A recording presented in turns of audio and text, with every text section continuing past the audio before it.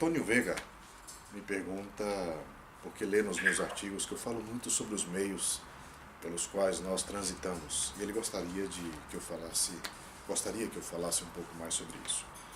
Bem, Antônio, você vê que nós temos os cinco sentidos, que é a maneira natural pela qual nós conhecemos aquilo que está ao nosso redor, a maneira como nós entendemos o mundo pelo qual nós estamos inseridos, é a maneira como nós nos protegemos dos perigos que se acercam até nós, também é a maneira que nós conseguimos para reentender ou reinventar a nossa própria existência.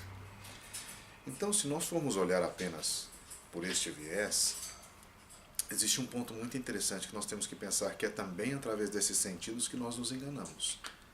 Os olhos enganam a mente com aquilo que quer enxergar, os ouvidos com aquilo que quer ouvir, o paladar com aquilo que quer somente sentir. Então, da mesma forma que esses sentidos servem para nos orientar, nós temos que ter em mente que eles também podem, tal como os extremos, também nos enganar. Então, quando eu sempre digo ter olhos de ver, ouvidos de ouvir, coração de sentir, vai muito além do que simplesmente você ser capaz de identificar um objeto. Eu acho que você deve ver, além do que significa esse objeto, qual a importância desse objeto para uma realidade que você está inserido.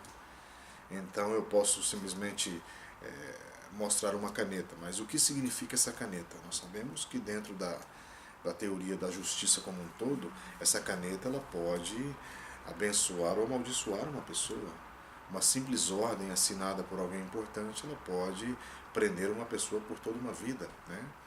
Agora, a caneta ela é o ponto de partida, mas qual seria o ponto de chegada?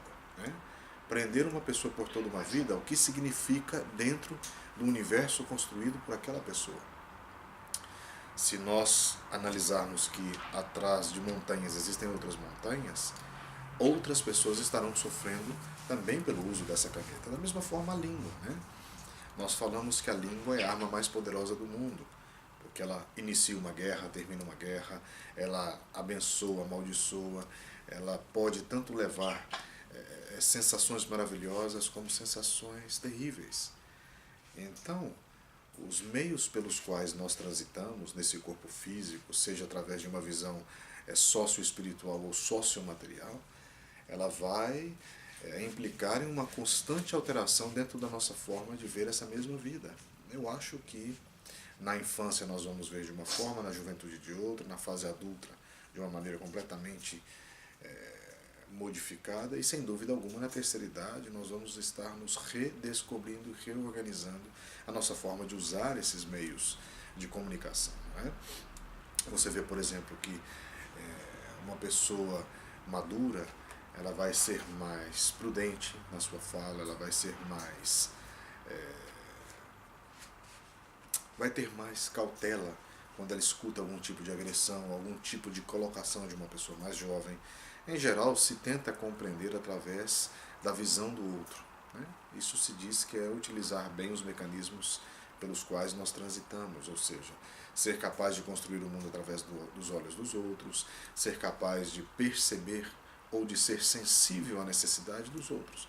Talvez por isso a compaixão ela seja um dos sentimentos mais interessantes e uma das virtudes mais importantes, porque compartilhar algo do outro não é muito fácil nos dias de hoje. É muito simples nós falarmos, escrevermos, traçarmos alguns paralelos interessantes para, em algumas palestras, ganharmos muitos seguidores. Mas é o dia a dia que vai nos retratar, é o dia a dia que vai nos desenvolver em meio àquilo que nós estamos professando, àquilo que nós estamos falando. Então, em nossas profissões, independentemente de qual seja, nós somos testados todos os dias, nós somos colocados à prova. E esse ser colocado à prova implica em uma constante arguição de você para você mesmo. Se você é capaz de se questionar, de ter um senso crítico que vai além da normalidade das pessoas, sem dúvida alguma o seu progresso ele vai ser constante.